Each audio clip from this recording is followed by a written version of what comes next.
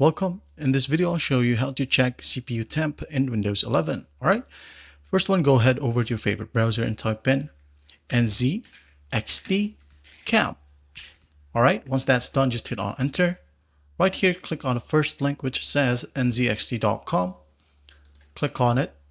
Now just go ahead over to download cam right here, which is a purple button. Click on it and there will be a download prompt. Alright, just go ahead and start the download. If not, you'll be able to see your download right here starting at the top right.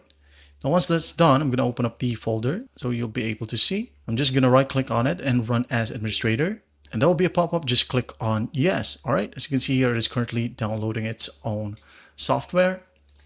Let's just wait for it, as the one that we downloaded earlier is just the installer. Alright, and as you can see, it is done installing and we have the software right here in our desktop. I'm going to move it right here. Down here, just go ahead and click on I have read and agree to NZXT's terms of service. Click on it and hit on confirm and just wait for it to load. Now, as you can see, as easy as that, you'll be able to monitor your CPU temps. As you can see here in the first box, CPU is available. The temperature, 54 degrees. Clock speed is 4650 megahertz.